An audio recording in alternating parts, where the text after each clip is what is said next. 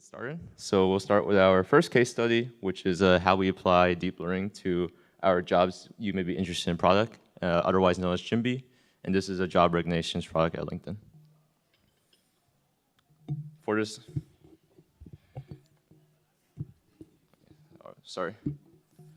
For this talk, I'll start off with an introduction on what JimB is, as well as the current baseline model that we have prior to leveraging deep learning. Then I'll talk about how we started generating initial embeddings using a shallow type of network, specifically word2vec. Then I'll go into how we moved into generating embeddings using a deep network instead.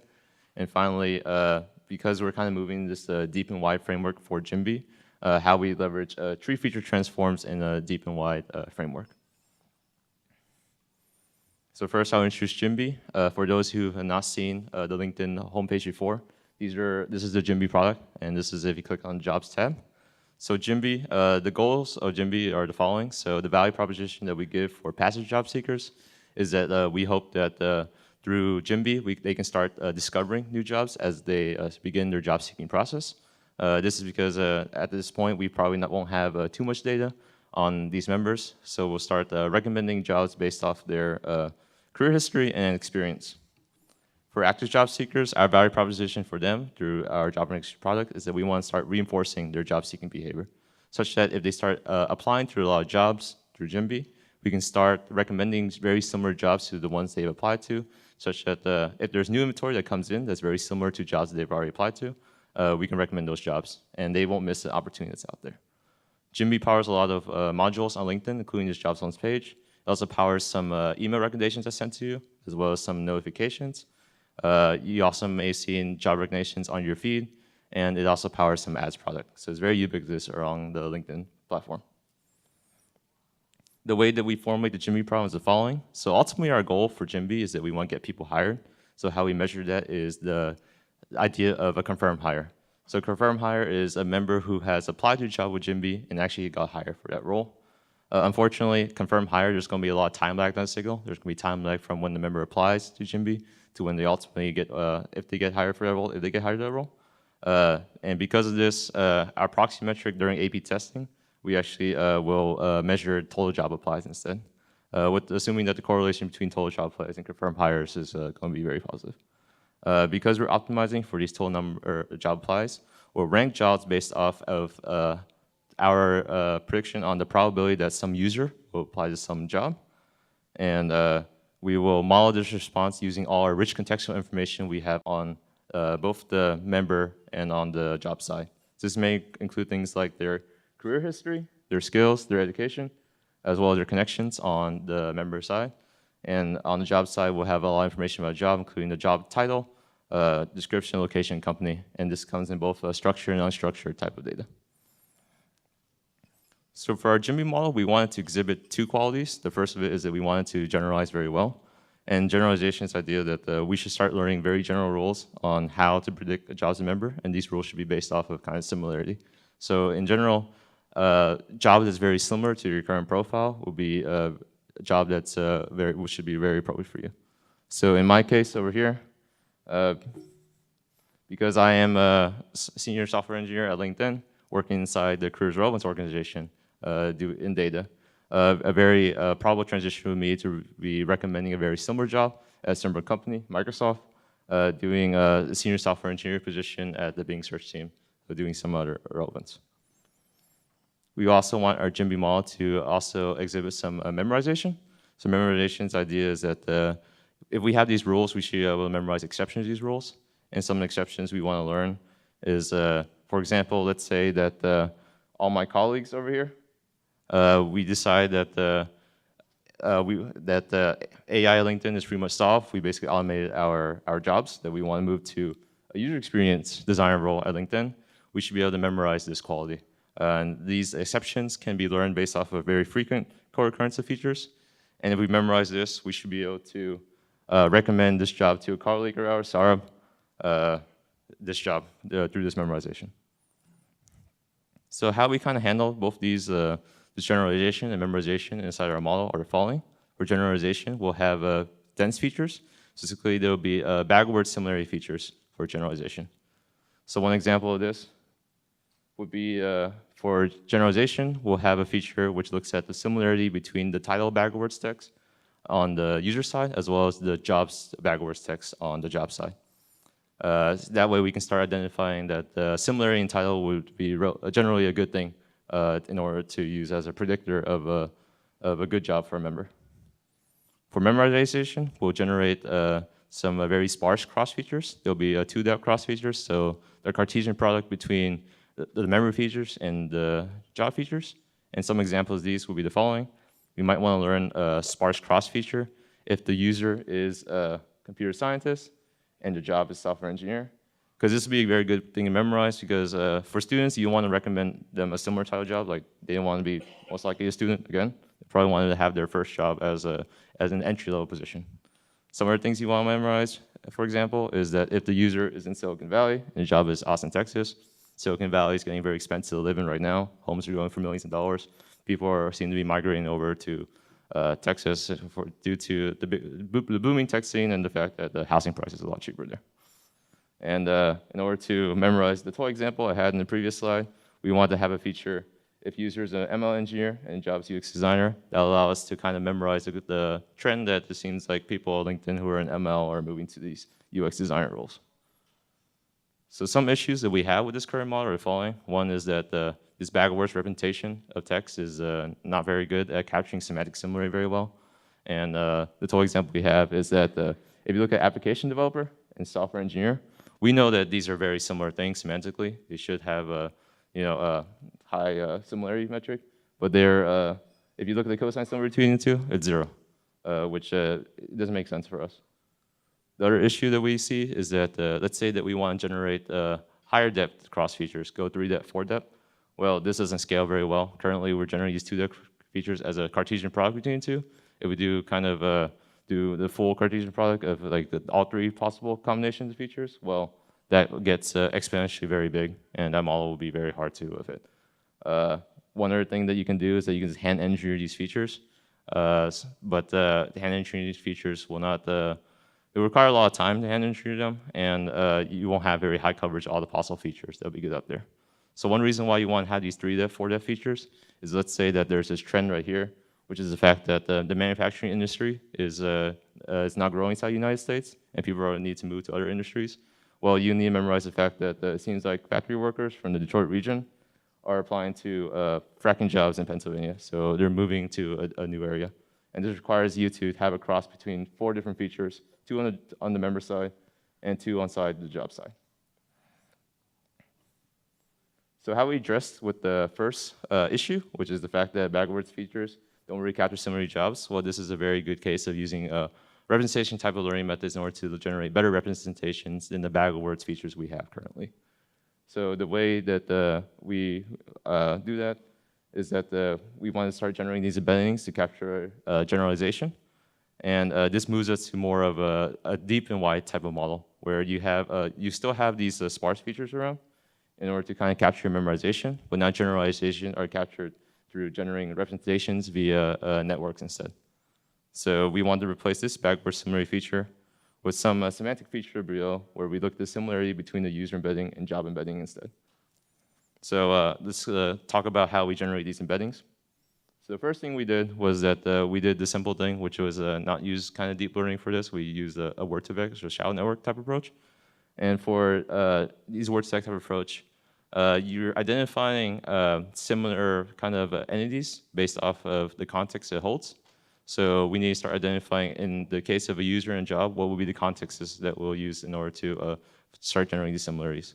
So we'll just generate we'll identify what similar jobs are based off of the users that are applying that job, with the assumption that if the same user is applying to some set of jobs, that all those jobs will be very similar to each other.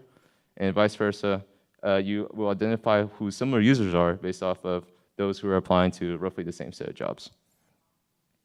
And for us to kind of leverage existing word-to-vec libraries, which kind of take sentences as inputs, we need to start generating synthesize sentences as input to these existing libraries. So the way that we kind of generate these sentences is the following. We have all the apply data from LinkedIn. We'll take every single case where some user has applied some job. we'll take the user's title, we'll take the applied job title in that case, and then we'll concatenate the two in order to synthesize these sentences. And these sentences can be used to inside existing word to vector libraries in order to kind of generate word representations of each of these words. And using these words, we can kind of aggregate them in order to generate the final kind of user embedding and job embedding. So that's shown inside this graph right here. So inside this graph, we'll start off with tokenized titles. So on the user side, you might have application, developer, job, software, engineer. You'll look up these pre-trained word vectors that you train in this unsupervised fashion using the word to vector library. From here, you get these word vectors that you need to aggregate some way in order to generate the final user and job embeddings. So for us, we just use a simple average pooling. So take the average of the vectors.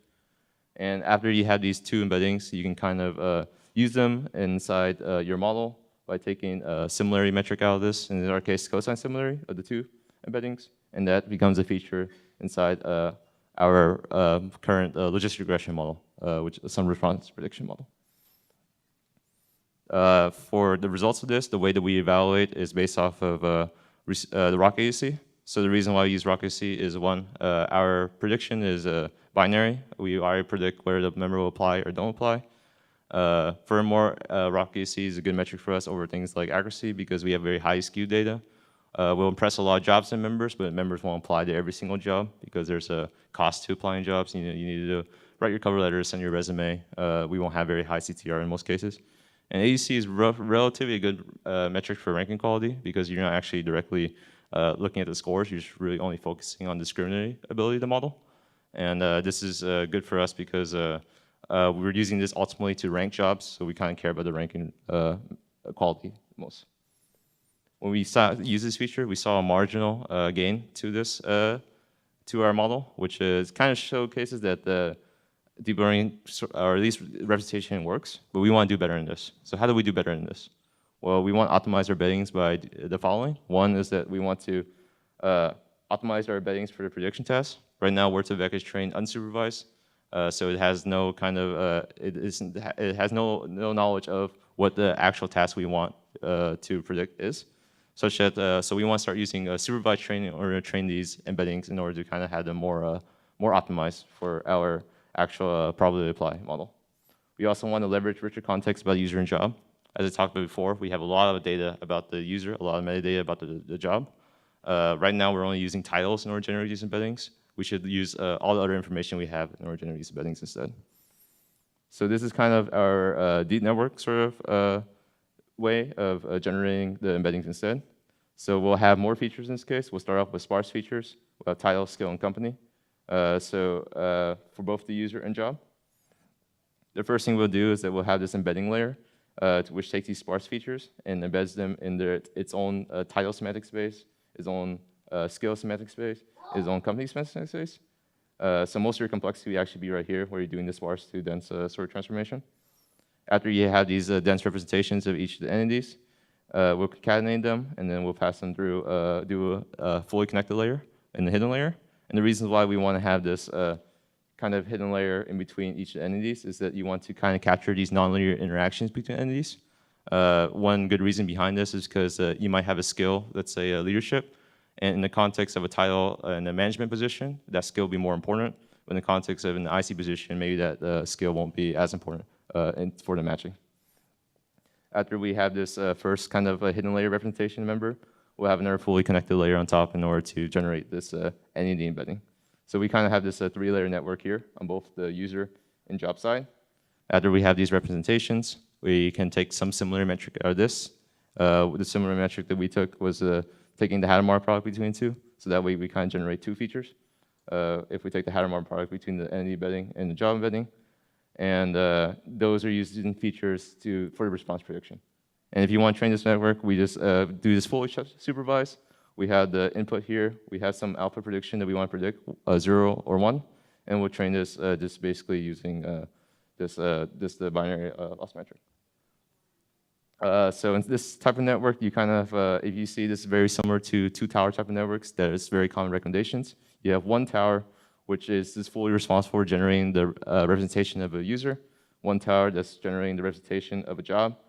And you have some similarity layer, which takes the similarity between the user and job side. So this similarity layer can be anything. We just took Hadamard here, but you can obviously use like cosine similarity instead. You can use dot product.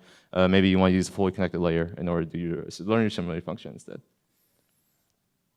So in terms of hyperparameters we use, we tried a lot of things. One was that we experiment with the optimizer use.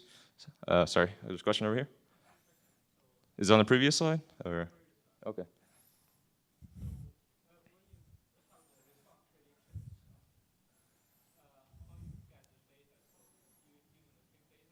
Oh, so the question is how we generate the label data for this. So label data, so apply data is very easy to get. Every time a user applies a job, that'll be our positives. Generating the negatives will be a little bit more nuanced. So we kind of have several negatives. One is that there's explicit negatives. Users have the ability to dismiss jobs on your job recommendations. So we have that negative data. We also generate negative data, implicit negatives based off of if we impress the job to the user and they don't, let's say, click or apply to it, we'll count that as a softer negative. And sorry. Mm-hmm.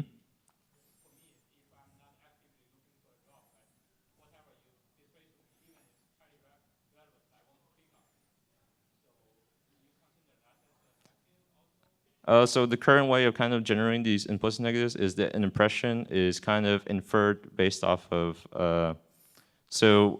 we don't have viewport tracking right now. So let's assume that you're looking at you have some list of jobs. On the job that the user clicked on, so let's say they click on position 3, we'll infer that they've seen at least position 2 and 1, and if they didn't click on that, those would be negatives. So the user didn't even click on anywhere on that list, then there's no inference that they've seen these jobs at all. So we had those negatives, we had those implicit negatives, as well as we kind of randomly sample negatives as well in order to kind of get these tail end negatives. So there's 3 types of negatives we have for this label data. Does that answer your question? Yeah. The ratios between positives and negatives. So as far as I know, it's roughly, I believe, 1 to 10 ratio between positive and negatives we have.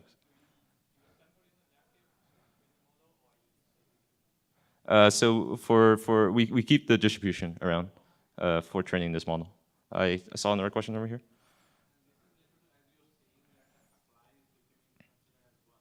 Yes.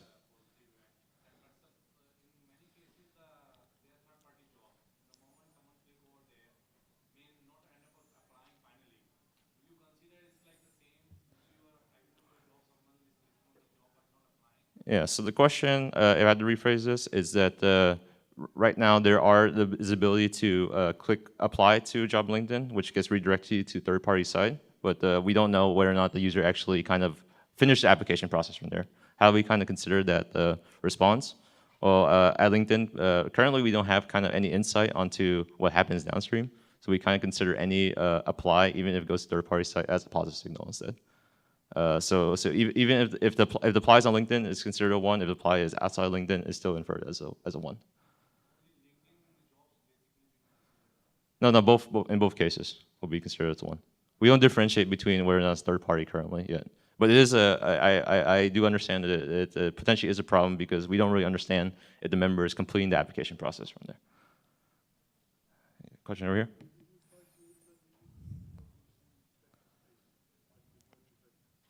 So the question here is whether or not we're trying to embed the user and job in the same vector space. So I'll talk about that in my next slide. But if you want to embed in the same vector space, you're basically kind of sharing parameters throughout both these networks. Such that, so if you're doing full parameter sharing between both here, then you start mapping them to basically like the same vector space.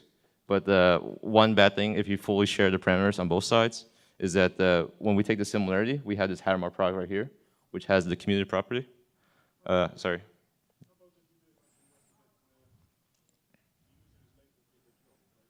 Mm-hmm.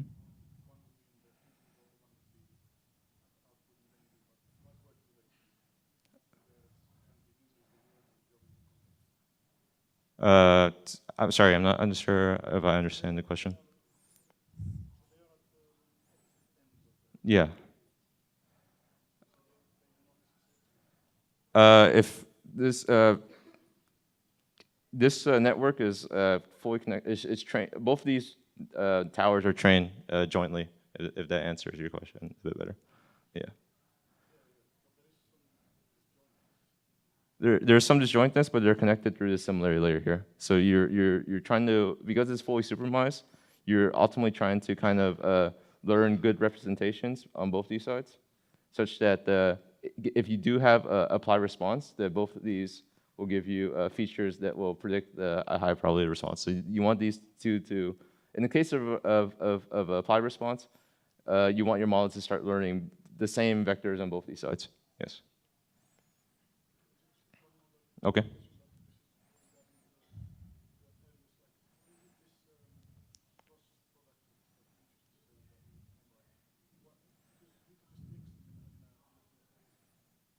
Yeah, so the question here is that we have the sparse cross features. Why don't we input this inside sort of feed forward inside our basically our network here? So the reason why we still have these sparse features as separate is because for recommendation systems, one thing is that you still want your model to be quite explainable. And unfortunately, with these kind of deep networks, you do lose some explainability from your model if you have everything just pass through this network. So for that reason, we still have these sparse features around such that we still have better model explainability and ultimately also debugging will be very important for a production system. And I'll take one last question back here. And now I need to move on after this. Can you repeat the question, please?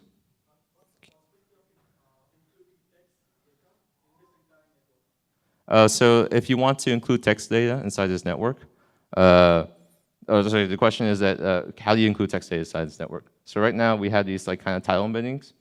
This is used right currently inside the network we have. This uses the title ID, which is output by some team which generates a taxonomy of title ID. So it maps the member's raw title representation, so the text representation, to a title ID space. But let's say that you want to use the title text instead. Well, I think the way that we would add this into our network is that we'll have, for this textual representation, we want to use an RNet type of network in order to generate a representation based off that title text. And that'll be used, pass through these hidden layers here. So you can think of, if you want to use title text, we'll just have a LCM or some RNN in order to kind of aggregate all this title tokens. Okay, I'll take, some of these questions might be answered in the next couple of slides. Let me go through the next couple of slides and hopefully that'll go, answer a lot of the questions you guys may have. So in terms of the optimizer we use, we experimented with two things. One was that we experimented with SGD using momentum and exponential decay of learning rate. So momentum is good because momentum, given the fact that you're doing gradient descent on these and you're estimating your gradient based off these mini batches, your gradient estimations can be very noisy, and momentum's way of smoothing out that noise. Exponential decay of learning rate is very good because as you get closer to your optimal value, you don't want to kind of overshoot that optimal point. So that's why we had exponential decay. We kind of we experimented this against the Atom optimizer, which is from a paper in 2015. And as far as I know, Atom has also momentum, but the big benefit of this is it also has adaptive learning rate per parameter. So each parameter has its own learning rate, rather than the full, global learning rate for SGD. In our case, using just the Atom optimizer was better. So existing optimizers were very good.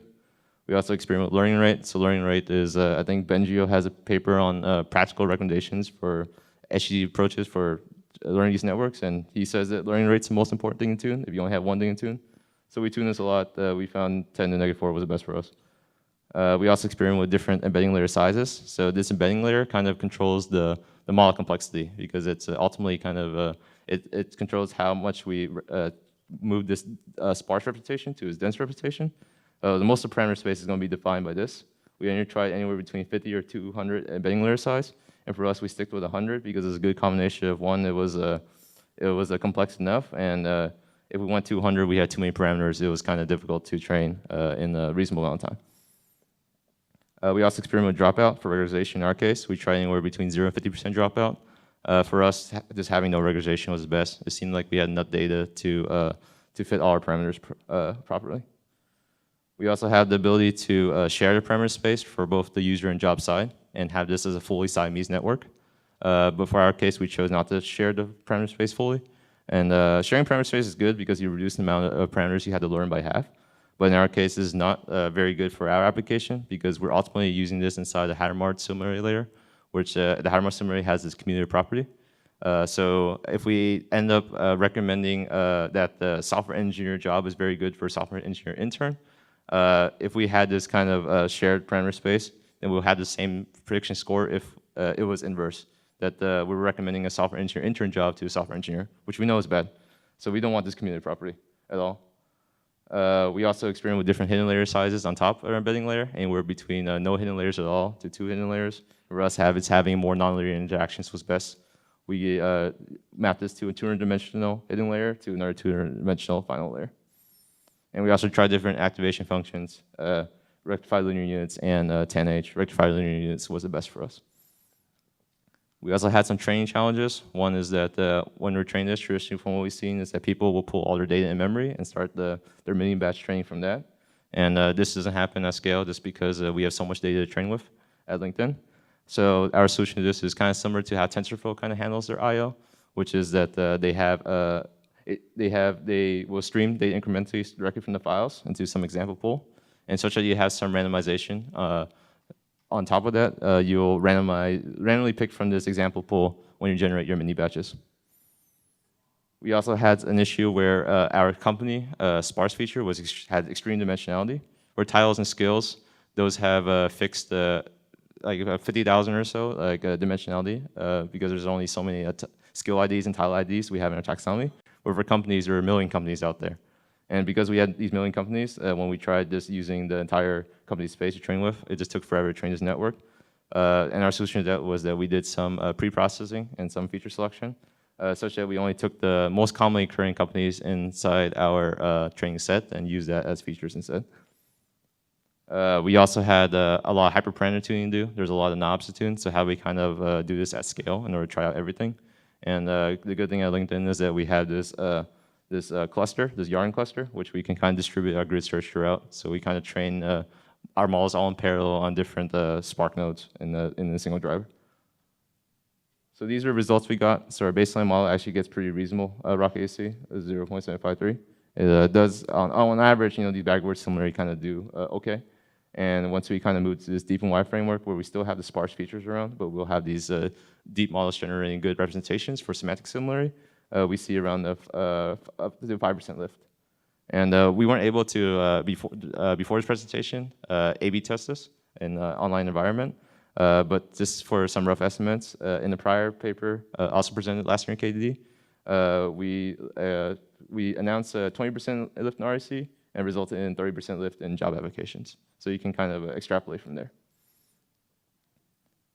So now that we had these deep representations, we have this new model structure where you have these deep embedding features, which are generated by our feed-forward network, and we'll still have the Y part would be these sparse features, these 2-depth cross features that we have, and this all gets connected together inside a response prediction, a logistic regression layer. So these all become features inside a linear model. So now that we get to our second part, which is this will be the second issue, how do we start generating more cross features? Go inside 3-depth, 4-depth of these features, and in order to do this, we need to have some way of doing some smart feature selection on generating these 3-depth, 4-depth features. And our solution for this is that the very natural thing to use in order to generate these higher depth cross features is to use trees. Specifically, what we use are gradient boosted trees in order to do our feature selection for this. And this was, I think, this idea comes from a paper from Facebook, from over here, which you can look at inside our references. But essentially, you can think of each path from root to leaf inside our tree as encoding some combination of cross features. For example, let's say that we had our first split node. Is a member, is there a seniority of vice president? And then the second split node asks if the member industry if they're in the banking industry. And then our third split node is a job seniority, a C-level position. Well, this represents a cross feature, and member is vice president, and member is from banking industry, and job is seniority CXO. And hopefully from these networks, we kind of learn the best, most useful combination of feature crosses from memorization. Like this feature over here, this might be very good to memorize because we know that although vice presidents and CXOs are both kind of high seniority positions, well, in the context of banking, where a lot of bank managers are vice presidents of their bank branch, This vice president is actually a mid-level position. And we want to memorize that a C-level position might not be the most appropriate thing to recommend to this member. Another example of cross-feature we want to learn is that if the member is from Silicon Valley and they know statistics, then a very reasonable job for them would be become a machine learning engineer, just because there's a lot of engineers inside the Valley. So if we have these feature forms, we kind of move to this sort of a different deep and wide framework where we still have the feed-forward network generating these features over here. But rather than having these two-step sparse features that are pre-generated, we will have this GBTT, which generates the cross features for us and does the feature selection for us automatically. So the question becomes, well, how do we kind of train this sort of computation graph? And it's not as simple as running SGD through this. You can use gradient descent or train this deep neural network.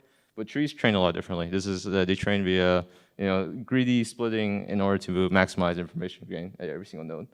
So it's not as simple as running SGD through this. Well, how do we kind of train to do this jointly? Because we still want to train jointly some way. And our solution is to train this via by doing some blockwise cyclical coordinate descent. And for those who don't know what cyclical coordinate descent is the idea that let's say you had a function which had 3 parameters that you had free parameters that you can change in order to optimize for some loss function. Rather than optimizing all of those 3 parameters jointly at the same time, you can just optimize 1 parameter at a time, keeping the other 2 fixed, and then you can do it cyclically. So first you optimize the first parameter, you do a line search on that because you only have 1 parameter to change at that time. Then you optimize your second parameter, do a line search of that, do the third parameter, and iterate through until you get to some reasonable convergence. So we take this kind of same idea by treating as if the neural network model and the GPT model were kind of separate blockwise coordinates. Blockwise in the case because they're kind of a block of coordinates. It's not just 1 parameter. They're kind of a whole bunch of parameters in there. And these are the following steps. I won't really go through them because there's some visualizations afterwards. But these will be the steps. And let's go to visualizations because they're a lot easier to kind of see than this textual representation. The first thing we'll do is that we want to train our first coordinate, hence the neural network first. The reason why we want to train our neural network first, versus GPT first, is because if we want our neural network to generalize and our GPT to learn kind of memorizations, well, you can't really memorize like your exceptions if you don't have rules or generalizations to start out with. So you kind of want to start off with your generalizations first. We'll first train this network to convergence. Your convergence criteria could be anything from some number of epochs you're training for until your loss function kind of maybe stops going down. In our case, we just train up to 5 epochs, and that's our convergence criteria. And initially, we don't have any trees in our forest, so we don't have to worry about that. After we train our neural network convergence, then we can kind of start training our tree model by using whatever prediction we get from our feed-forward network as initial boosting to this first tree. So this initial prediction that comes from this neural network is going to be, we get some log from this, which we use as offset to this first tree here. And our tree will basically boost on top of that such that it kind of more trains on what the residuals are and where the neural network went wrong versus kind of on this the final response. So after we train this first tree, then we can train our second tree. And because this is a gradient boosted trees, whatever the prediction is that comes from this guy, whatever the prediction comes from this guy gets used as input to this guy, and we start boosting from that initial prediction value instead. Once we have these trees, well, we learn all these tree transforms, but we don't necessarily, because we want to ultimately use these as features inside the logistic regression model, well, we need to learn weights on top of these tree transformation cross features that we've derived from this GBTT, such that we need to train the regression layer at least once in order to kind of get these weights here.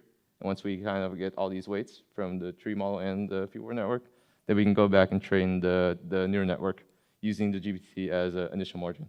So now we fix this and we train this, such that these give us some offset and some prediction value from this guy, and this can be used as an offset when training this side, this network. And we'll go back and forth until some global convergence criteria that you predefine. So in our case, we just try to go through as many iterations as we can until we run out of computation time, essentially. So these are the results that we get from our this deep and wide model where now we have GPT features.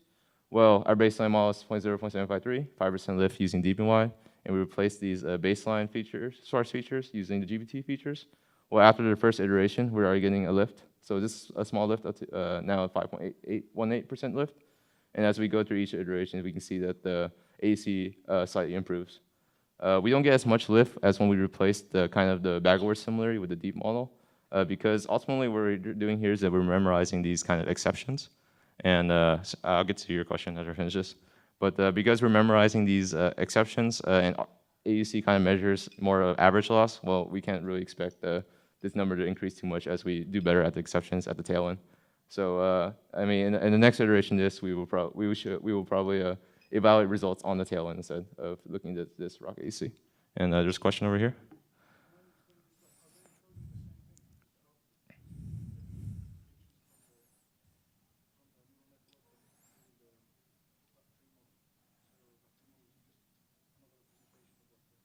Not necessarily, because we're training this. We're basically using the neural network as a initial prediction, which gets used when training the first tree. So wherever that prediction is that gets trained by the neural network, because we're training this tree boosting on top of that, then the tree will. So it will train on the examples that the neural network is getting is incorrect on. Because it knows that the neural network predicted this. If it predicted it right, it won't really focus on classifying those examples. It classifies in the cases where the neural network is incorrect. Such that, because we don't want this tree to basically learn the same thing as what the neural network is learning. We want it to learn and handle the cases where the neural network is not correctly classifying the correct things.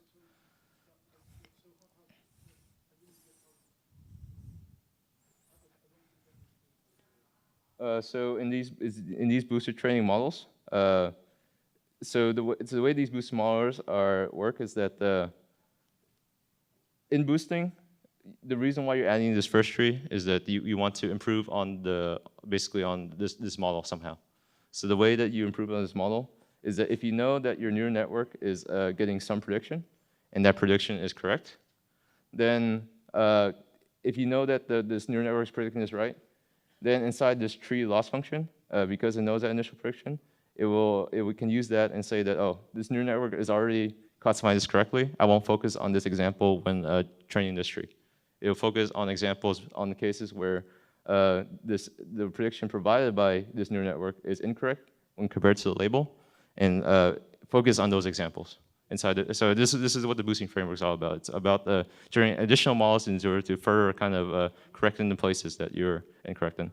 So the first tree will learn some set of exceptions, and then after you get a prediction from this tree, well, this tree will learn on the data where this guy misclassified and this guy misclassified.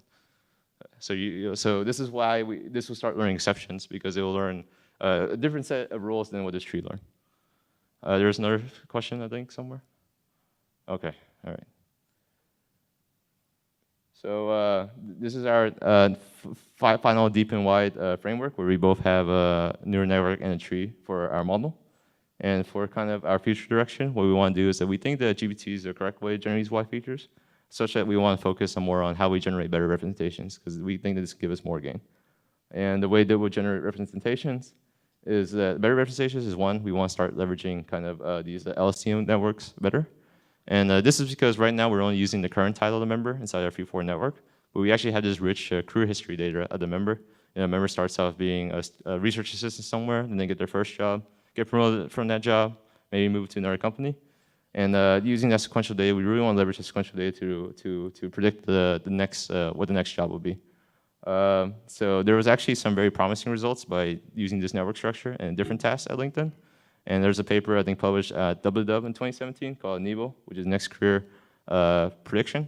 And in this task, it was given the career history member, can you predict what's the next title or next company that member will transition to? And they leverage this sequential history as well. Seems like we should use it also in the JimB case. We also want to try some things with semi-supervised training. So right now we're only really using jobs data, but LinkedIn has a very rich network of 500 million members as well as other profiles. And if we can leverage that data in some way, that would be very good. And this will move into a semi-supervised approach where using profile data, we can potentially pre-train some title, skill, and company embeddings. And we use that as initializations inside our network before we start the supervised training. We also want to replace our Hattermark product similarity that we have on top with a different similarity function. So in this case, we want to do some decrossing, where we pass these through fully connected layers instead. And by doing this, rather than kind of enforcing similarity function, you give your network free parameters that they can learn its own similarity function. And it saw some pretty good lifts when in this decrossing paper by Microsoft. And finally, the easiest thing that we could probably do in order to improve our performance is we can add even more context to our representations. We're only using title, skill, and company, but there's still location, education, potentially network features on the member side that we can use to build even richer representations. And this concludes the JimB side. I'll be now taking QA for JimB before I move on to job search. Yes, question over there?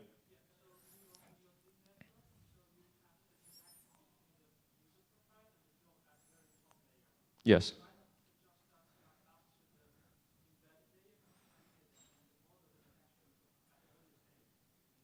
So the question is that if I can rephrase this, instead of having kind of two independent networks and then generating the final representation from there and then doing similarly, why don't we just concatenate all the features to start out with and then just do the full, fully connected layer.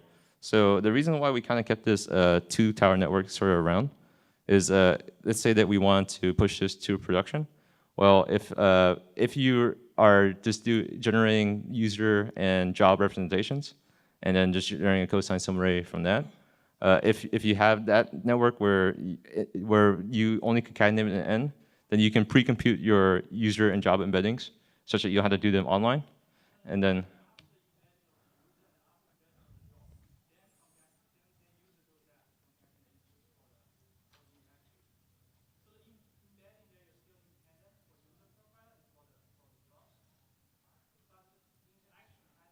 okay, so you're saying we keep this around, we still keep this guy around, but rather than doing this, we concatenate these two and do the fully connected layer, correct?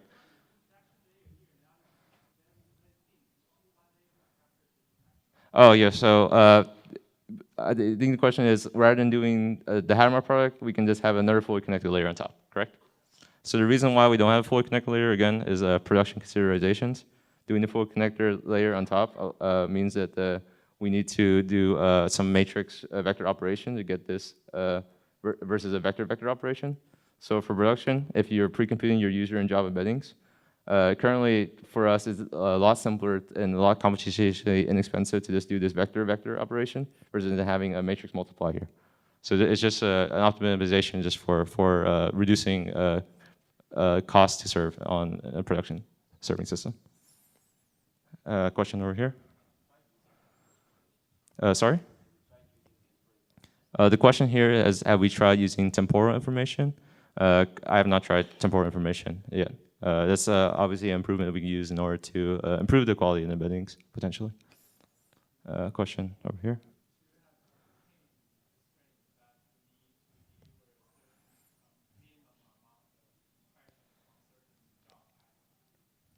So the question here is that for the JimB product, do we have some constraint where we had to have some minimum number of impressions to serve? So in JimB, there is this optimization on revenue as well, where that's taken into effect. In that case, for kind of optimizing that serving of jobs to make sure it meets those constraints, that's where we have what Liang talked about before, where there's a re-ranking done and some multi-objective optimization that kind of considers these constraints to account. So this will just give us basically the relevance prediction, and that can be input to this multi-objective optimization layer, which kind of can take care of these constraints. So let me take a question in the back, all the way back there.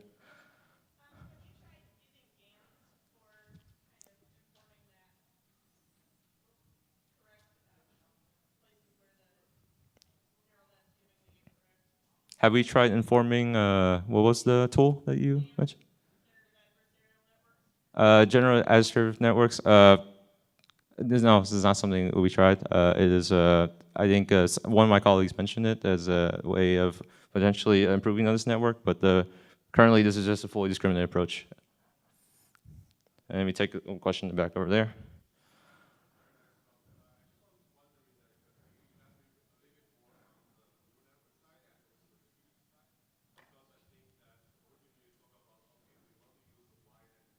Mm-hmm.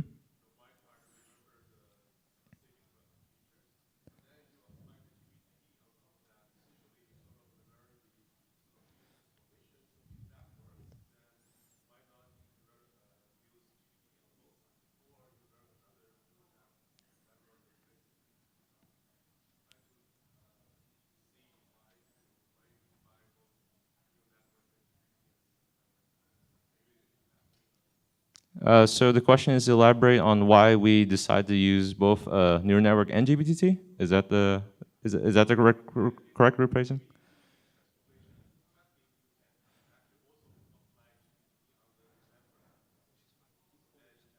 Okay, so I think the question here is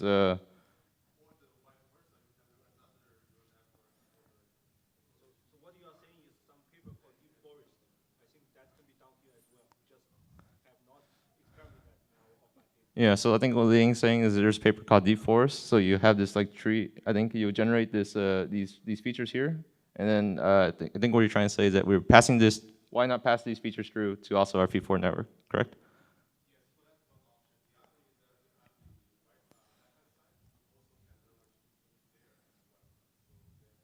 Oh, so we can learn GPT on top of this, basically a similarity layer. Correct? So these are so we've tried.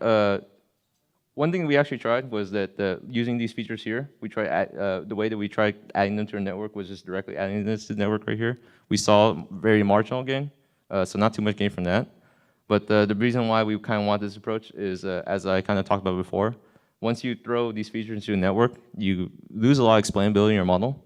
And by having this as just a simple linear layer instead, then for when you're trying to debug a system or you're trying to explain why your results are in a certain way, then having these linear features is still going to help you a lot with that model explainability. But we did try adding this to this neural network here. We didn't see too much gain. I'll take a question over here.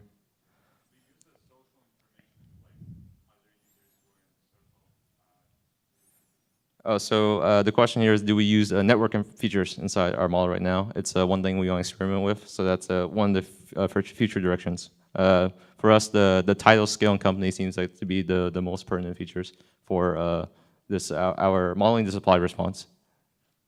Let's take a question over here. Sorry, what's that? A cross-validation setup. For us, we just do a simple this 80-20. We have 80% training days training set, 20% test set, and this is more because LinkedIn we have a lot of data, such that we don't have to set up this cross-validation, which becomes very expensive to do because we're training such large networks. AUC is on that validation set. Yes. And is there a question in the back? Okay, I'll take a question back there.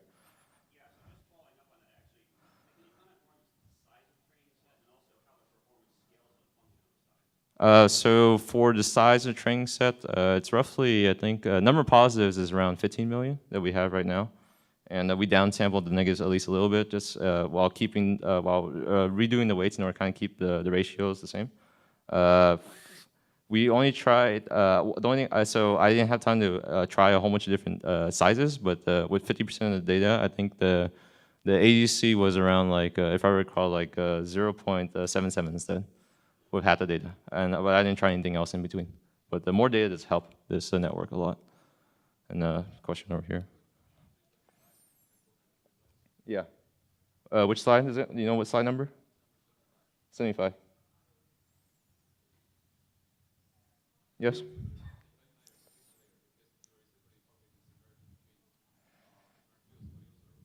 Mm-hmm.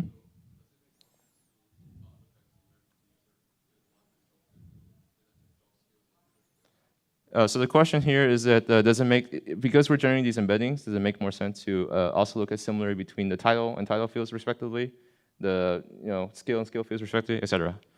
So you can also, if it does, if you want to add these as features to your model, you can also look at the similarity between here and here, and just have also connect this to your response prediction.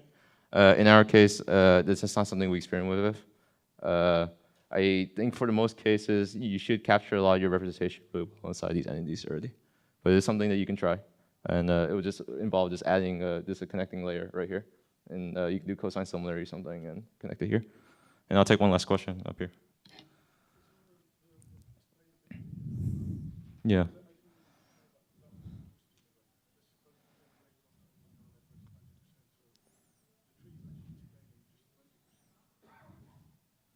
So the tree handles a lot of our exceptions.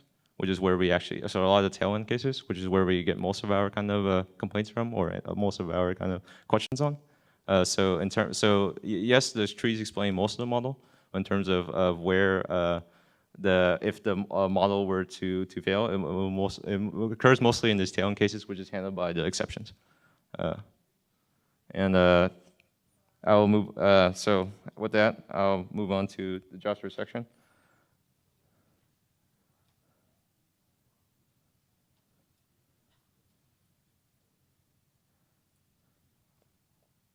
And I was planning to take a break from here, but I think for the interest of time, I'll just continue on. So this is work that was done not by me, by my colleague Saro, who's not with us here today. He actually has a kid, I think, coming out this weekend.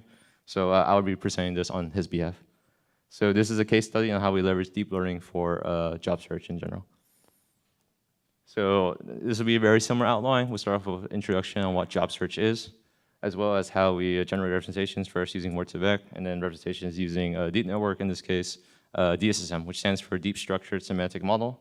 And this was a network architecture proposed by Microsoft, I believe, in 2013 or 2014. So this is the job search page. If you've searched on LinkedIn before, it's a very standard page. It's a two-box search. And the goal of job search is just to give members a portal to actively query jobs.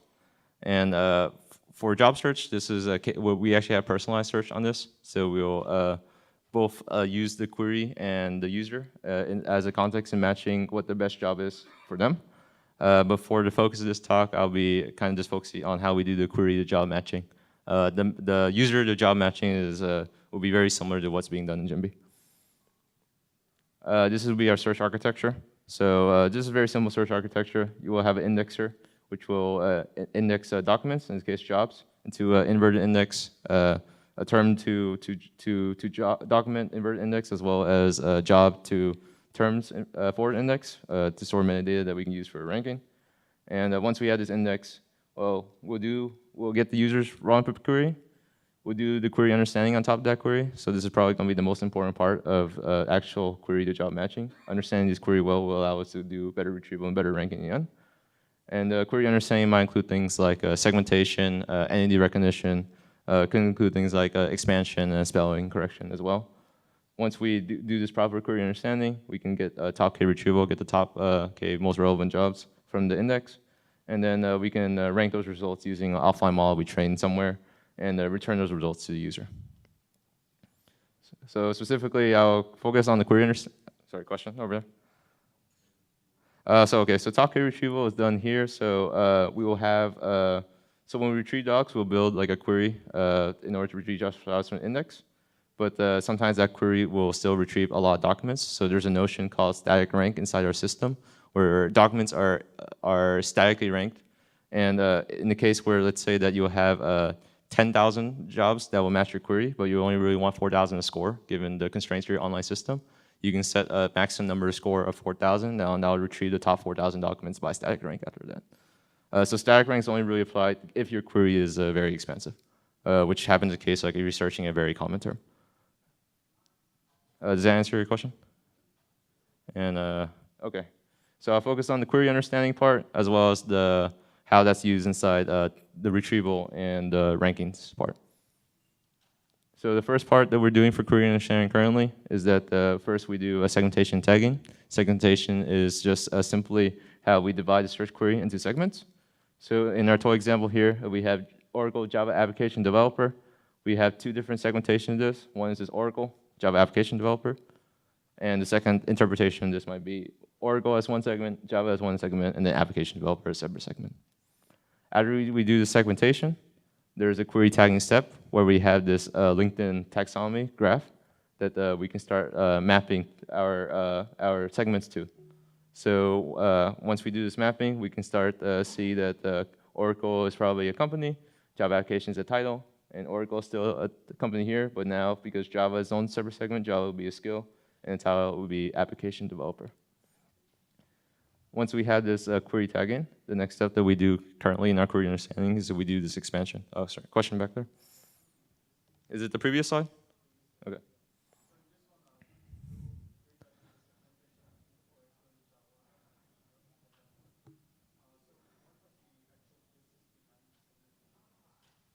Is the question on how do we do this mapping, or why do we do this mapping?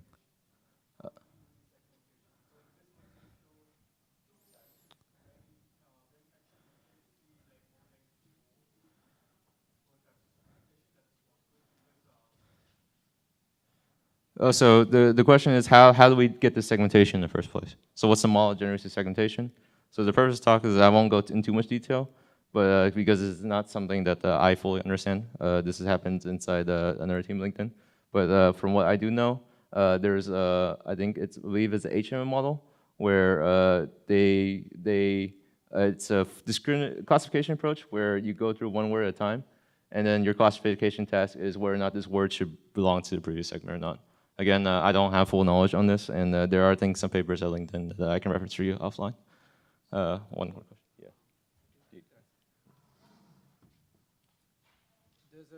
There's a separate name entity recognition engine which takes care of the query stream, and it uses a variety of techniques including HMM and CRF. And once the query comes in, we call the name entity recognition to extract attributes. It uses structured data from LinkedIn as well as user actions. All right, let me take one more last question over here.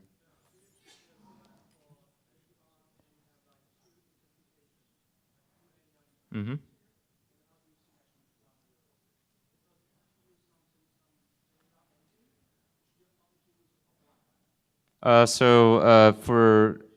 The question is that if we have these two interpretations, well, how we choose between the both of them. So one thing I didn't show is that I believe that from our query understanding library, we'll get kind of probabilities on the probability that this interpretation is correct and versus the probability this is correct. We can use that inside both ranking and retrieval. Okay, all right. Now going on to our next slide. The next part about query understanding that we do is we perform query expansion. So this is a task that you're adding synonyms, related entities in the query in order to improve recall.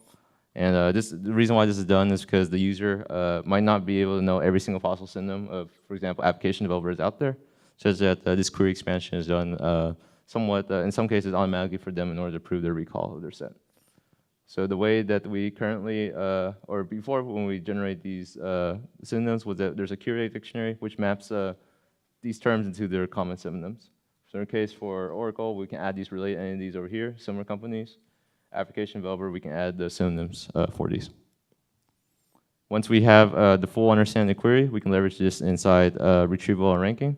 So for retrieval, we can more highly emphasize the match on if we know this is the title, we can retrieve, or we bias retrieval to retrieve more documents that are matched this application developer or tag on the title fields.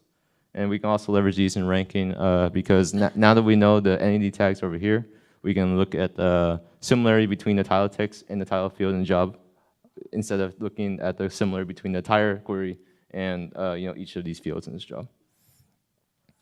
So what are some of the issues we have with our current retrieval and ranking and job search? Well, one is the following. Doing this term retrieval has its limitations right now. And the two things that we have issues with LinkedIn is cross-language retrieval as well as word inflections. So for translations, because there's so many kind of different translations for software engineer, we don't map those all. We don't have them all in our dictionary, such that in cases where in Germany, where you both have jobs in both German and English, if you do a software engineer search, you'll get a different query set versus doing the German translation search. This is because in our current query understanding, we don't understand these two are kind of synonymous to each other. The other issue we have is word inflections, and this is if you search for engineering manager, you also get a different set of jobs because we don't really understand currently very well that these two are very similar. So we also have the problem of, let's say that we want to solve this problem by just expanding our dictionary of set. Well, this doesn't scale very well. Because if you're trying to add all possible different languages from different translations of your entities and all possible word inflections, well, that grows very big exponentially, and you can't really store all that very well, and it's expensive to refresh with new entities that come inside our system. We also have an issue where even though this query tagging is correct most of the time, well, because we heavily rely on both retrieval and ranking, in the case where this entity tagging goes hairy, we can see this can lead to downstream degradation in both the retrieval and query side, or retrieval ranking side. So for example, we had a case once where I think when Pinterest was a brand new company, it was tagged as skill instead of company instead because it wasn't inside our company taxonomy yet. And because of that, we weren't able to rank Pinterest as a top job at that time. So, yeah, I have a question back there, yes. No, I can't hear you very well.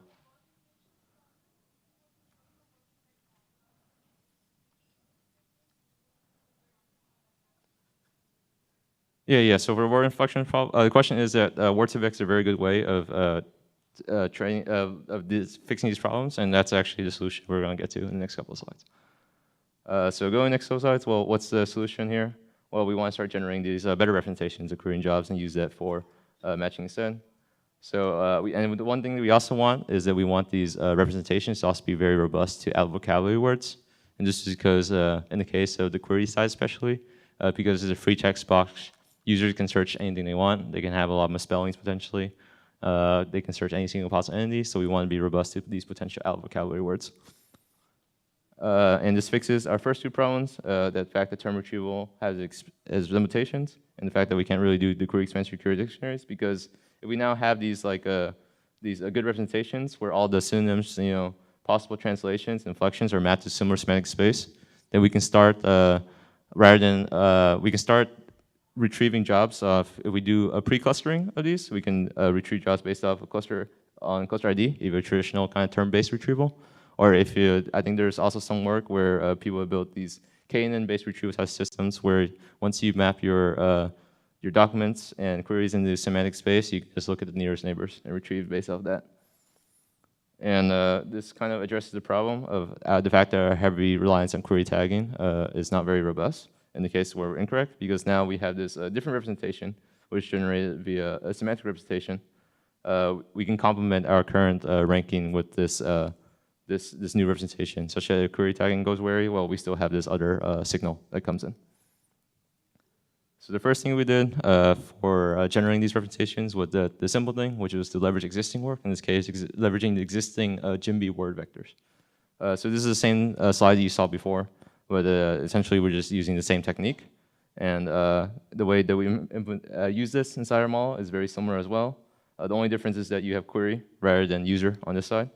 And then if you had the query, you do the same thing, have some average pooling, and generate the cosine summary, which uses a feature if you're using this in the ranking model. And if you're using this in ranking, in our case, we're not doing response prediction anymore. We're actually doing an LTR model where we optimize on NDCG loss. So this is a feature that gets used inside that model.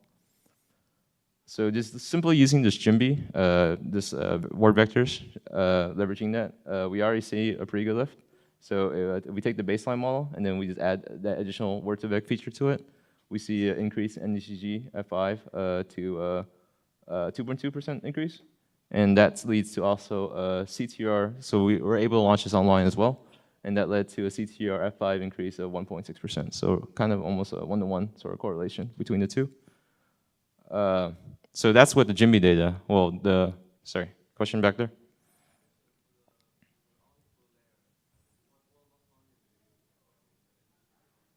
Oh, so this isn't like a neural network that's trained. This is simply just we pre-trained this, and this cosine, we generate this cosine summary feature, and that gets used inside LTR model. And then this model separately, the loss function is we directly look at the listwise loss. Yeah, listwise loss.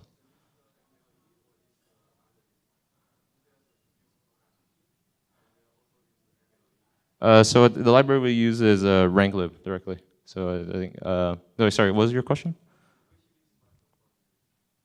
Oh, so, what do you mean by listwise approach? I'm not sure I understand the question.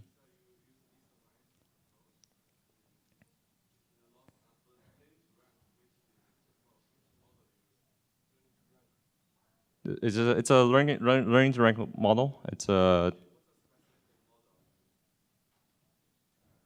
can I actually answer this question? What was the question? Learning to rank?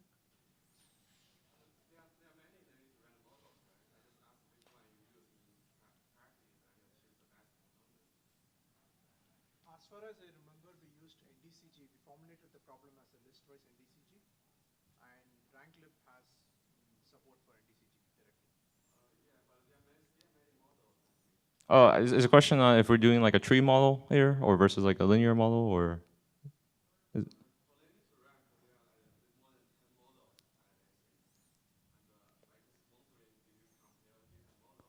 The model we use here is just directly. This is a model that's used inside inside a linear model, and where that linear model is directly trying to inside the linear model we're directly trying to optimize energy loss. If that answer. Yeah, this would be a feature to use inside a linear model in this case. Yeah, so I think from RankLib, there's a coordinate descent library. So it trains a linear model via coordinate descent, which optimized for this NDCG loss at the time. And we're also experimenting currently with not doing linear models. We're actually experimenting with tree models on top of this. But the metrics I give you here is just assuming we're having just a linear model currently. If you want the exact loss function, I think we published it last year. We could take it offline. Yeah, we can take this offline. Ganesh has a lot of context on this. This is using generating representations using the current JimB work, but what we want to do is generate good embeddings for JavaScript specifically. So how do we start doing that? So one, again, using supervised feedback will be very good. We have a lot of job search data, click apply data and click data. We start fine-tuning our embeddings to be better for the job search task itself. And the other thing we need to start doing is that because currently we're just using the JimB word-to-vec set trained on titles. Well, currently that does not handle a lot of our out vocabulary words because it's just strictly title text. Title text is very different from query text because titles will be more well-formed. This comes from members' profile. They put more time into having these well-formed titles. Whereas query text, you'll have a lot of misspellings, a lot of word inflections, and it's free text search. You can search for a lot of entities. And because that also your potential query vocabulary will be much greater. So we need to also handle this higher query vocabulary compared to JimB. So the network that we decided to use in order to kind of have both these supervised and also be robust for out vocabulary words is a deep structured semantic model, or known as DSSM. This is proposed by Microsoft Research. So how DSSM works is that the way you train this is that your network designs that you start off with raw text. So you'll have a query application developer, and then you will have both a positive and a negative. In their case, our positive will be a job that was applied to by that member, and it will take that title, software engineer. And for our negative, we'll just have a randomly sampled applied job as our negative. So we'll just randomly sample these, and we'll have actually like 10 of these negatives if we expand this network out a little bit more. After you have these raw texts, you actually run this through a tri-layer hashing layer. I'll explain more what this tri-layer hashing is. But essentially what this does is this is a dimensionality direction, because rather than having a backwards representation as your input, you have a bag of tri-layer representations as your input. And again, I'll explain this on the next slide. Once you have this tri-layer hashing, you can feed that through a first hidden layer, so fully connected hidden layer, another fully connected second layer, so normally you do lower dimensionality on this, and then another fully connected hidden layer on top. So this would be a 3-layer network over here. And once you generate these, you can take the cosine summary between these two vectors, your query and your positive, and also take the cosine summary between your query and your negatives. And you have this for each negative, so you have a whole bunch of kind of scores from this. And you train this using softmax loss. So you'll have a softmax using cross entropy. So you want to predict, you want a high score from this positive versus these negatives over here. And then you can train this using backpropagation. And as I said, what I'll first talk about is what this tri-layer hashing is and why it's important for DSSM. So for this tri-layer hashing, to explain what tri-layer hashing is, let me take engineer. If we took engineer, we did the tri-layer hash of this. This would generate the following tri-layers. We'll have the start token, EN, ENG, NGI, and so on up to ER and the end token. And the reason why this tri-layer hashing is good is the following. One is that you have a more compact representation to give to your hidden layer, because rather than having this bag of words representation, you have a bag of tri-layers instead. And roughly the dimensionality for, in our case, of word vocabulary was 700,000 unique words, given all the kind of the misspellings and inflections that are out there. And when we kind of move this to trilaters, we only get 75K trilaters. So some big dimensionality reduction just off the bat, which kind of helps with model performance when starting both online as well as offline kind of convergence. Trilaters is also very good at generalizing for out vocabularies, just because you have this lower dimensionality representation. You probably have seen the trilaters before, even if you haven't seen the word before.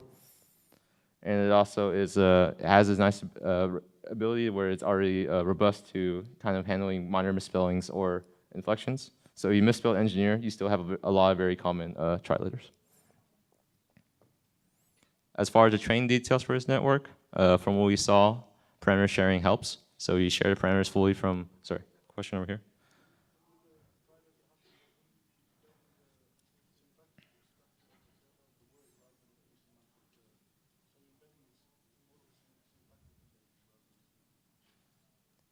So the question is that by doing this trilateral lashing, do we just learn syntactic representations versus semantic representations? So from, I think in terms of what's one problem with kind of potential trilateral hashing is that, again, you might be missing some of this context, but for most part, when we see, it's still very good at capturing these semantics from the qualitative sort of testing that we did. So it's still able to learn these semantic representations fairly well. Let me take one last question back here. Yeah.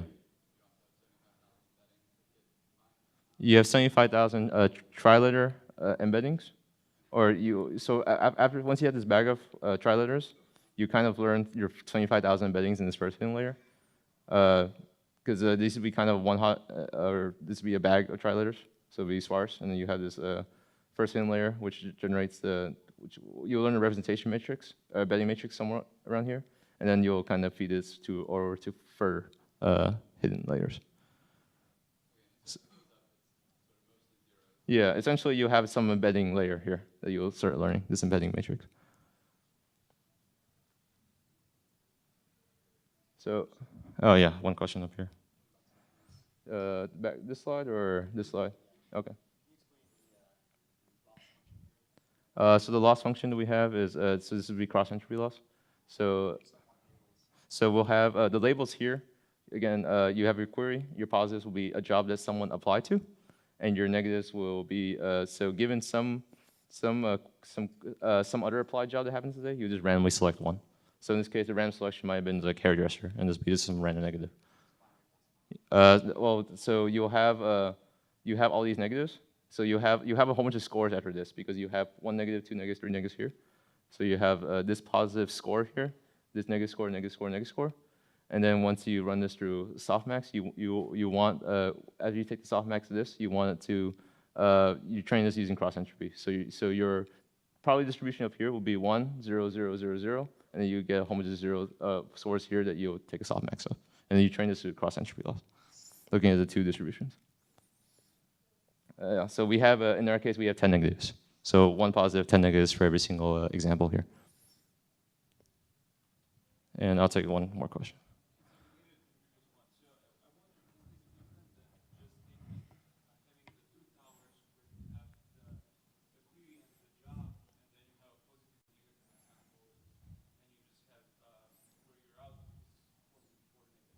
Yeah, so I think the question is that, how does this differ from a two-tower network where you have binary classification in the end, correct? So from what we see, the softmax loss is, it's kind of good because when you're doing this, when you have these negatives that you're trying to both kind of classify at the same time through this kind of softmax layer, we kind of see, at least for Sarv's case, he had a little bit better convergence by doing this cross-entropy loss versus doing the binary classification. So this was just, when he was designing this network, this led to a better validation metric in the end. Okay. Oh, one more question.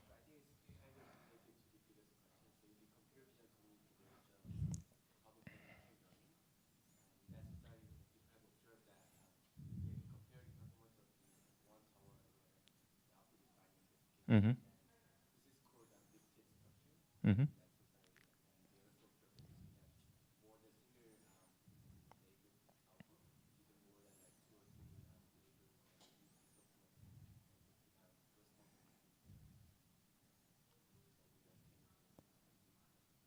Okay.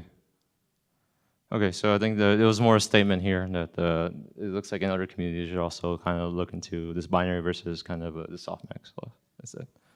Okay. I think do you have one question? I'll take that as the last one for sure.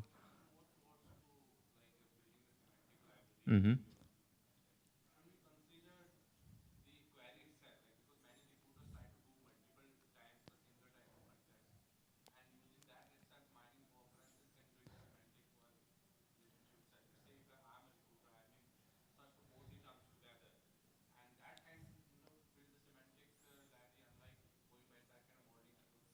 So the question here is can we mine semantic similarity using a co-occurrence matrix instead, correct?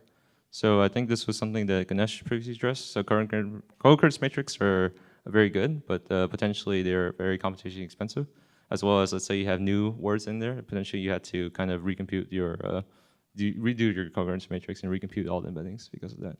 So just these type of networks, they're just very good at generating these embeddings just because you train them via SGD. If you just have new data, you can just add that in, and then just train that's using SGD.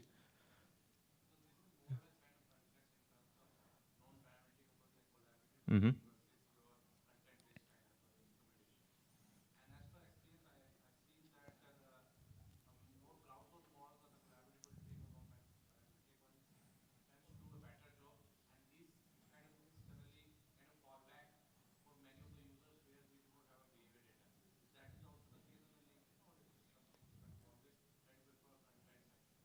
I'm not sure to answer the question, but we can potentially take this offline so I can understand the context a bit more.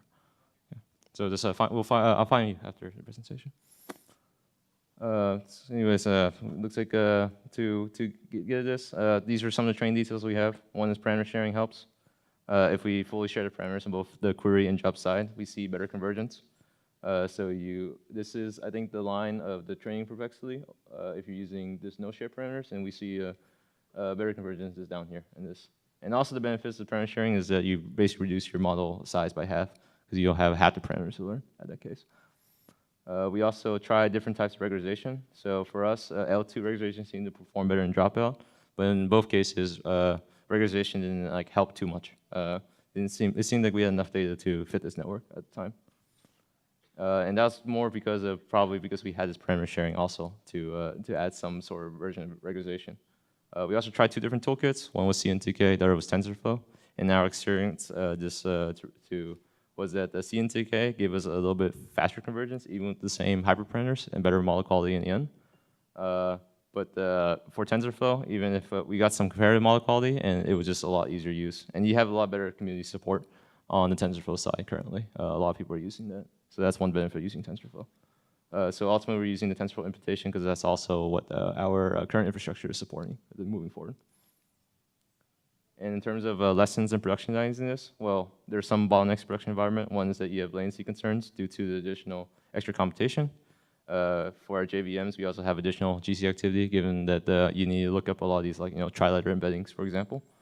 And if you're one also issue we had was that if we're deploying these models as part of the jar, well, we start having these fat jars. We're trying to package these parameters as part of our the deployable that we're trying to put.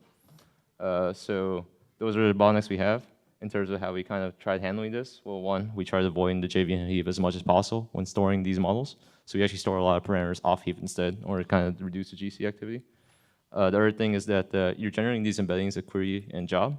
And if you want to improve your computation speed, you can just cache the most commonly occurring queries and jobs, because you will have some of your most commonly occurring queries, like software engineer, will happen a lot. You can pre-compute that and just cache that. So in terms of what kind of latencies we solve by kind of doing DSSM versus word2vec, so DSSM is a 3-layer network, so you have a lot more matrix multiplies going on.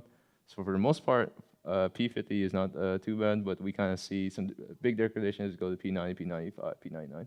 So up to kind of 100% latency increase by DSSM.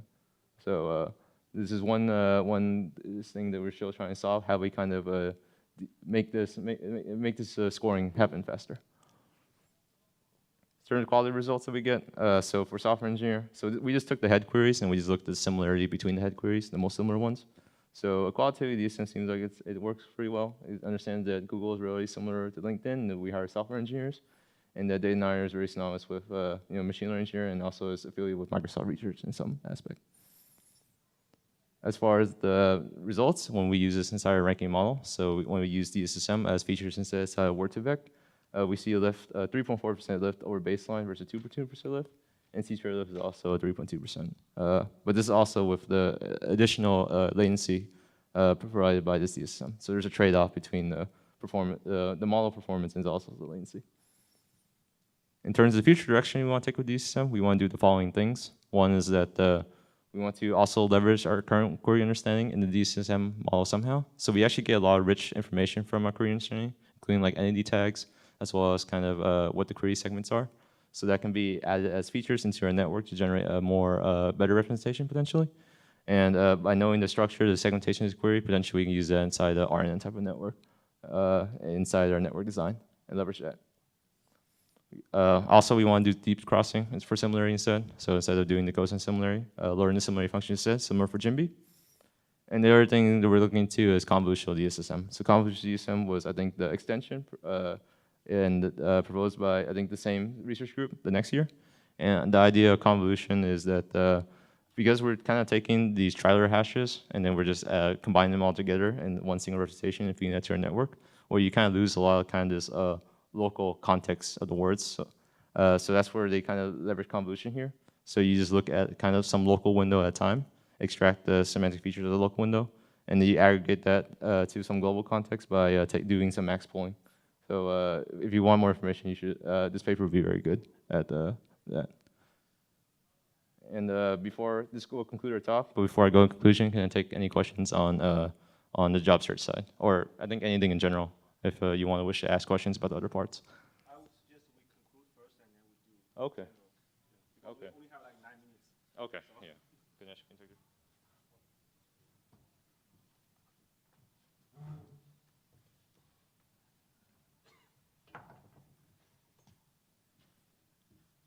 First of all, thanks for attending, and I hope you found everything useful. So what we discussed was essentially recommender systems and personalized search are actually very, very similar problems. In case of LinkedIn, both of them are powered by a search index. And deep learning is here to stay, and it has made a significant dent in both.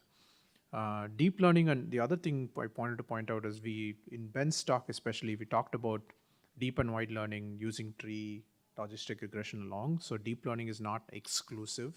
It can be combined with other traditional techniques within the same framework as well. So these are the basically three key takeaways that we would like you to take from this. We have some 7 minutes for questions, but we also will be available here. So you can catch us offline and we'll be happy to answer. We'll be here for the rest of, most of us will be there for the rest of the conference, so you can catch us as well. Oh, there's also a LinkedIn booth as well. Okay. So yes, questions.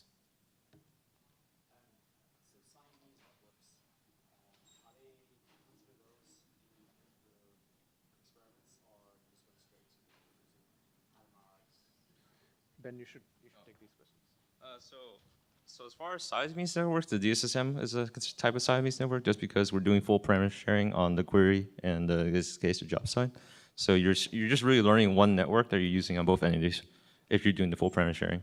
But you still need to do some similarity in order to get some semantic similarity. So that still needs to be done. But the size-means part just happens on those two towers. All right. Yes.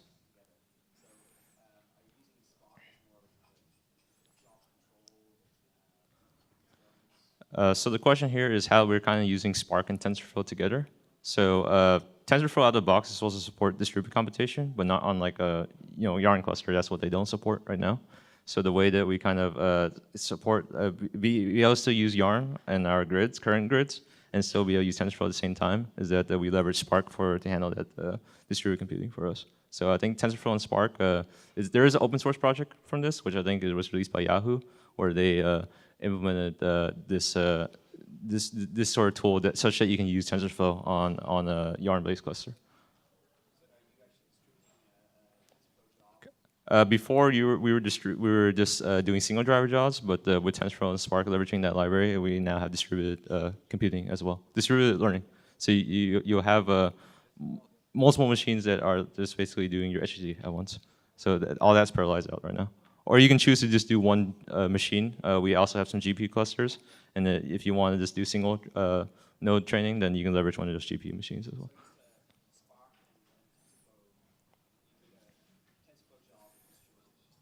Yeah. So my experience is that, I mean, I haven't seen too much model degradation from doing the parallel training versus the single node training compared to GPU. The only thing is that the GPU is right now faster because a lot of Spark jobs get parallelized over to CPU nodes, so it's actually a little bit faster to use GPU in some cases. But your biggest bottleneck honestly becomes I/O at that point, because at least you can parallelize your I/O. But in single GPU, you still have just one thing that's bringing things to memory.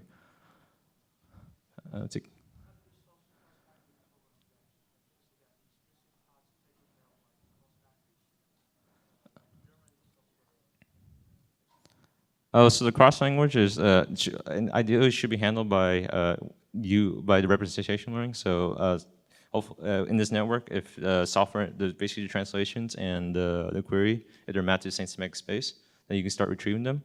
So if there's a lot of cases in your data where people are searching software engineer Wickler or something, and then they're looking, they somehow they navigate to a software engineer job. Then we start learning these associations between the translations and yeah. So there's a lot of explicit data that these two have co-occurred a lot.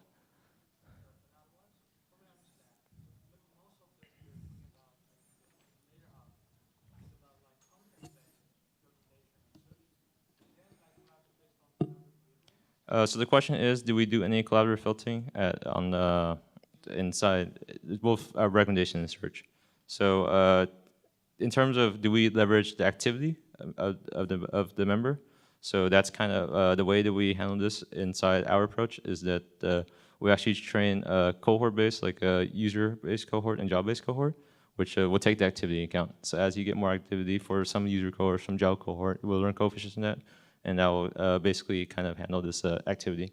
So if some user cohort sees that, oh, they were applied to this set of jobs a lot, then we can start learning that, okay, these personalizations, as this intent is kind of shown through the data.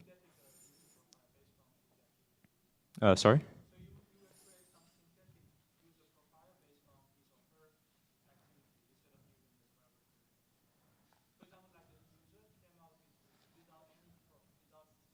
Yeah.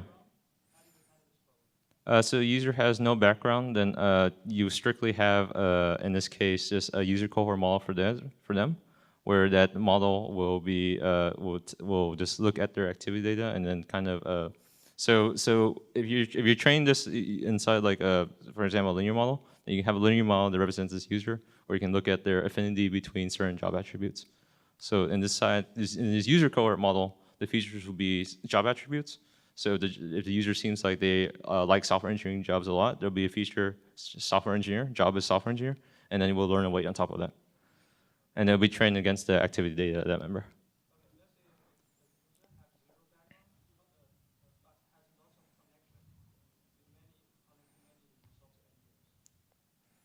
So if the user...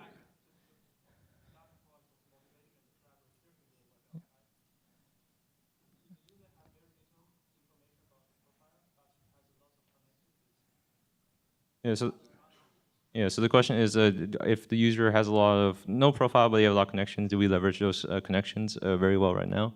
It's not something that we've actively explored yet, but it's, which I believe it will be very good for us to explore. Like in this case, I think the problem here would be, can you start deriving a profile if we have no profile user?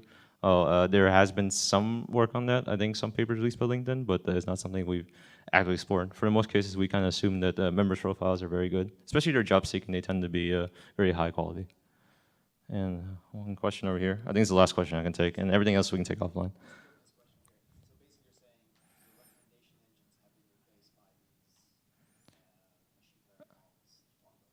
So for search side, we have the deep learning deployed on that side. For recommendations, we're still in the process of productionizing that.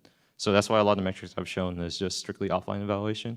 The online A/B test is to follow soon. Okay, any other questions? We'll still be here. It's 12 o'clock, so we can all get some lunch now, and thank you for your time for listening to us today.